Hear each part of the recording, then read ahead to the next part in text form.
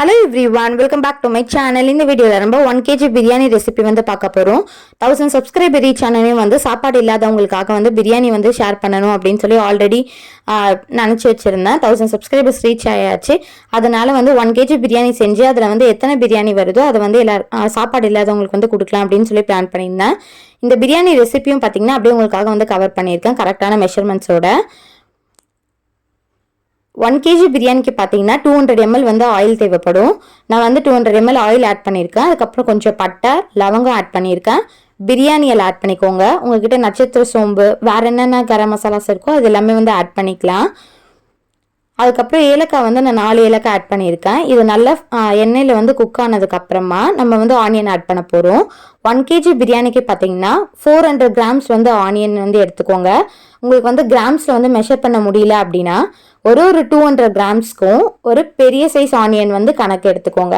அப்போ வந்து உங்களுக்கு கரெக்டாக இருக்கும். இது கூடவே வந்து கொஞ்சம் சோம்பு வந்து ஆட் பண்ணியிருக்கேன். சோம்பு வந்து ஆப்ஷனல் தான். 400 கிராம்ஸ் ஆனியனை வந்து நான் இந்த மாதிரி ஸ்லைஸ் பண்ணி வச்சுருக்கேன் மெலிசா, அதை வந்து ஆட் பண்ணிக்கிறேன். இது நல்லா வந்து ஃப்ரை ஆகி வரணும். கலர் வந்து நல்லா கோல்டன் ப்ரௌன் வந்ததுக்கு அப்புறமா நீங்கள் தக்காளி ஆட் பண்ணிங்கன்னா வந்து பிரியாணியோட டேஸ்ட் ரொம்ப சூப்பராக இருக்கும். ஃபர்ஸ்ட் அதுக்கு வெங்காயத்தை வந்து நல்லா வதக்கிக்கலாம். வெங்காயத்தை வதக்கும் போதே பார்த்தீங்கன்னா இது கூட சால்ட் ஆட் பண்ணி வதக்கிக்கோங்க. கல்லுப்பு வந்து ஆட் பண்ணிக்க போகிறேன். இதில் நான் வந்து பார்த்து கொஞ்சமாக வந்து ஆட் பண்ணியிருக்கேன். பத்தலைனா டேஸ்ட் பார்த்துட்டு அதுக்கப்புறம் கூட ஆட் பண்ணிக்கலாம் அப்படின்னு சொல்லிட்டு. ஏன்னா ஒரு சில உப்பு வந்து நல்லா உரைக்கும், ஒரு சில உப்பு வந்து உரைக்காது. உப்புக்கு அது காரத்துக்கெல்லாம் பார்த்தீங்கன்னா கரெக்டான மெஷர்மெண்ட்ஸ் வந்து சொல்ல முடியாது. நம்ம டேஸ்ட் பார்த்து தான் வந்து ஆட் பண்ணிக்கணும். வெங்காயம் நல்லா வதங்கியாச்சு. இப்போ வந்து நான் தக்காளி வந்து ஆட் பண்ணிக்கிறேன். தக்காளியும் பார்த்தீங்கன்னா அதே மாதிரி 400 கிராம்ஸ் வந்து எடுத்திருக்கேன். நீங்கள் உங்களுக்கு வந்து கிராம்ஸில் மெஷர்மெண்ட் எடுக்க முடியலன்னா ஒரு 200 கிராம்ஸ்க்கு மீடியம் சைஸ் வந்து தக்காளி எடுத்திங்கனாலே கரெக்டாக இருக்கும். பெரிய சைஸ் எடுத்துட்டிங்கன்னா கொஞ்சம் புளிப்பு வந்து அதிகமான மாதிரி ஆகிடும், தக்காளி சாதம் மாதிரி. தக்காளி ஆட் பண்ணிவிட்டு இதை நல்லா வந்து வதக்கி விட்டுக்கலாம். ஜிஞ்சர் கார்லிக் பேஸ்ட் பார்த்தீங்கன்னா இஞ்சும் பூண்டும் கரெக்டான அளவு எடுத்து நான் பேஸ்ட் பண்ணி வச்சுருக்கேன். அதில் வந்து 1 kgக்கு பார்த்தீங்கன்னா 5 table spoon ginger garlic paste வந்து ஆட் பண்ணுறேன். நீங்கள் மெஷர்மெண்ட் அதிகமாக செஞ்சால் இன்க்ரீஸ் பண்ணிக்கோங்க, கம்மியாக செஞ்சால் வந்து டிக்ரீஸ் பண்ணிக்கோங்க. 200 கிராம்ஸ்க்கு பார்த்தீங்கன்னா 1 table spoon ginger garlic paste வந்து கணக்கு. இதை நல்லா பச்சை வாசனை போகிற அளவுக்கு நல்லா வதக்கிக்கலாம். வதக்குனதுக்கு அப்புறமா வந்து இதில் மசாலாஸ் ஆட் பண்ண போகிறோம். கொஞ்சமாக வந்து மஞ்சத்தூள் ஆட் பண்ணிக்கிறேன். ஒரு நல்ல கலர் கொடுக்கும். நான்வெஜ் செய்யும் போது மஞ்சத்தூள் ஆட் பண்ணிங்கன்னா ரொம்ப நல்லது. அதனால வந்து கொஞ்சம் மஞ்சத்தூள் ஆட் பண்ணியிருக்கேன். நான் வந்து காஷ்மீரி சில்லி பவுடர் வீட்டிலே அரைச்சது தான் வந்து யூஸ் பண்ணியிருக்கேன். நீங்கள் என்ன சில்லி பவுடர் வச்சுருக்கீங்களோ அது காரத்துக்கு தகுந்த மாதிரி வந்து பார்த்து ஆட் பண்ணிக்கோங்க. காஷ்மீரி சில்லி பவுடர் யூஸ் பண்ணிங்கன்னா பிரியாணியோட கலரும் பார்த்தீங்கன்னா கொஞ்சம் நல்லா பிரைட்டராக இருக்கும். அதனால நான் காஷ்மீரி சில்லி பவுடர் ஆட் பண்ணியிருக்கேன். சாம்பார் மிளகாத்தூள்லாம் ஆட் பண்ணி பிரியாணி செய்யாதீங்க, டேஸ்ட் வந்து அந்த அளவுக்கு நல்லாவே இருக்காது. கூடவே பார்த்தீங்கன்னா உங்ககிட்ட பிரியாணி மசாலா தான் ஆட் பண்ணிக்கலாம். நான் வந்து மட்டன் மசாலா தான் வந்து ஆட் பண்ணுறேன். ரொம்ப ஆட் பண்ணிடாதீங்க. 1 kg பிரியாணிக்கு 1 டேபிள் ஸ்பூன் வந்து கரெக்டாக இருக்கும். லைட்டாக அந்த ஃப்ளேவர் கொடுக்கறதுக்காக ஆட் பண்ணிக்கோங்க. இப்போ நல்லா எண்ணெய் பிரிஞ்சு வர அளவுக்கு நல்லா வதக்கி விட்டுக்கலாம். நல்லா வதங்கினதுக்கப்புறம் பார்த்தீங்கன்னா இதில் கொத்தமல்லியும் புதினாவும் ஆட் பண்ண போகிறோம். கொத்தமல்லி வந்து ஒரு கையளவு ஃபுல்லாக எடுத்துக்கோங்க. அதே மாதிரி புதினாவும் ஒரு கையளவு எடுத்துக்கோங்க. 1 kg பிரியாணிக்கு ரெண்டுமே வந்து நான் வாஷ் பண்ணி எடுத்து வச்சுருந்தேன். அதனால 2 கையளவுக்கு வந்து ஆட் பண்ணியிருக்கேன். இதுவும் நல்லா வதக்கிக்கோங்க. கொத்தமல்லி புதினா வந்து பிரியாணிக்கு ஒரு நல்ல ஃப்ளேவர் கொடுக்கும். கண்டிப்பாக பிரியாணி செய்யும் போது இது ரெண்டுத்தையும் கண்டிப்பாக ஆட் பண்ணிங்கன்னா தான் பிரியாணியோட ஃப்ளேவரே வரும். நல்லா வதங்கினதுக்கப்புறம் இதில் வந்து கர்ட் வந்து ஆட் பண்ணிக்கலாம்.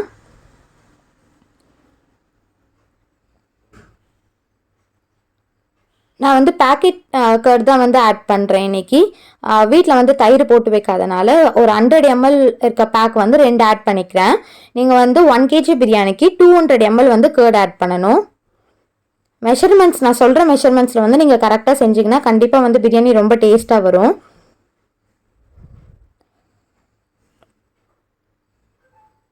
$200 ml கர்ட் ஆட் பண்ணதுக்கப்புறம் கொஞ்சம் நல்லா எண்ணெய் பிரிஞ்சு அளவுக்கு வதக்கி விட்டுக்கலாம்.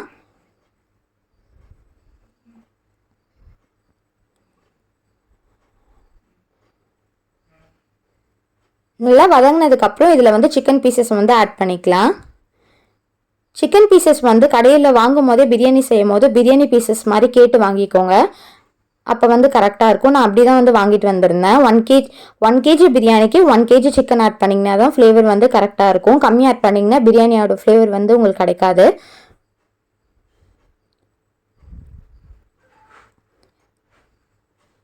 பீசஸ்லாம் ஆட் பண்ணதுக்கப்புறமா பீசஸ் வந்து லைட்டாக கலர் சேஞ்ச் ஆகி கொஞ்சம் நல்லா 1/4 வந்து குக் ஆனதுக்கு அப்புறமா பார்த்தீங்கன்னா நீங்கள் வாட்டர் ஆட் பண்ணணும். இதில் நல்லா எண்ணெய் பிரிஞ்சு வரும் உங்களுக்கு.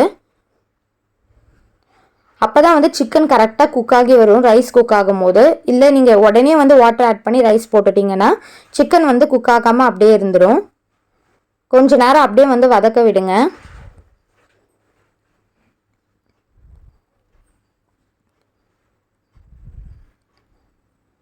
அடிக்கடி மிக்ஸ் பண்ணி விட்டுட்டே இருங்க, இல்லைனா அடி பிடிச்சிரும் மசாலாஸ்லாம் போட்டதுனால.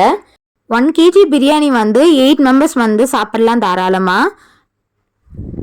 இந்த அளவுக்கு நல்லா எண்ணெய் பிரிஞ்சு வந்ததுக்கு அப்புறமா வந்து நம்ம இதில் வாட்டர் ஆட் பண்ண போகிறோம். 1 கிலோ ரைஸ்க்கு பார்த்தீங்கன்னா 2 liters ஆஃப் வாட்டர் வந்து நான் ஆட் பண்ணுறேன். பாஸ்மதி ரைஸ் தான் இன்றைக்கி ஆட் பண்ண போகிறேன். நீங்கள் 2 liters ஆட் பண்ணிங்கன்னா உங்களுக்கு கரெக்டாக இருக்கும். இப்போ தண்ணி நல்லா கொதிச்சு வந்ததுக்கப்புறம் இதில் வந்து அரிசி ஆட் பண்ணிக்கலாம். முக்கியமான விஷயம் என்னென்னா, அரிசி வந்து நீங்கள் 1/2 hourக்கு முன்னாடியே வந்து ஊற வச்சுருக்கணும். அப்போ தான் வந்து கரெக்டாக வெந்து வரும். ஊற வைக்காத அரிசியை வந்து போடாதீங்க. பிரியாணி வந்து அப்புறம் 3/4 தான் குக் ஆகிருக்கும், வெறையாக இருக்க மாதிரி இருக்கும். 1/2 hourக்கு முன்னாடியே ரைஸ் வந்து ஊற வச்சுருந்தா அதான் இப்போ ஆட் பண்ணியிருக்கேன். ஓப்பன்லேயே பார்த்தீங்கன்னா இந்த மாதிரி மிக்ஸ் பண்ணி விட்டுட்டு அப்படியே வந்து வேக வைங்க. கடைசியில் வந்து டம் போட்டுக்கலாம். அடிக்கடி பார்த்தீங்கன்னா அடி பிடிக்காமல் இருக்கிறதுக்காக மிக்ஸ் பண்ணி விட்டுட்டே இருங்க. நல்லா இந்த அளவுக்கு வந்து தண்ணியெல்லாம் ட்ரை ஆனதுக்கப்புறம் பார்த்தீங்கன்னா நம்ம டம் போட்டுக்கலாம். நல்லா இந்த மாதிரி ப்ரெஸ் பண்ணி விட்டுட்டு குக்கரோட மூடி வந்து உங்ககிட்ட இருந்தது அப்படின்னா அப்படியே வந்து க்ளோஸ் பண்ணிவிட்டு லோ ஃப்ளேமில் வச்சு விசிலும் போட்டு விட்டுருங்க. ஒரு 5 minutes கழித்து அந்த ஃப்ளேம் வந்து ஆஃப் பண்ணிவிடுங்க. அதுவே வந்து டம்க்கு நல்ல ஒரு ப்ரெஷராக இருக்கும். இந்த குக்கருக்கு வந்து மூடி இல்லாதனால நான் வந்து ஒரு பிளேட் வச்சுட்டு மேலே வந்து ஒரு வெயிட் வச்சு டம் போட போகிறேன். வெயிட் வச்சதுக்கப்புறம் ஒரு 5 minutes வந்து லோ ஃப்ளேம்லேயே வந்து வச்சுக்கோங்க. 5 minutesக்கு அப்புறம் ஃப்ளேம் ஆஃப் பண்ணிவிட்டு ஒரு 10 minutes வந்து அப்படியே விட்டுருங்க. டோட்டலாக 15 minutes நீங்கள் டம்மில் விடணும். விட்டிங்கன்னா உங்களுக்கு ரைஸ் வந்து நல்லா பலன்னு நல்லா வெந்து வந்து கிடைக்கும். ரொம்ப சூப்பராக இருந்துச்சு பிரியாணி. கண்டிப்பாக இதே மெஷர்மெண்ட்ஸோடு ட்ரை பண்ணி பார்த்துட்டு எப்படி இருந்துச்சுன்னு சொல்லி கமெண்ட் செக்ஷனில் சொல்லுங்கள். இந்த வீடியோ உங்களுக்கு பிடிச்சிருந்தா என்னோட சேனலுக்கு மறக்காமல் சப்ஸ்கிரைப் பண்ணிக்கோங்க. தேங்க்ஸ் ஃபார் வாட்சிங். பாய்.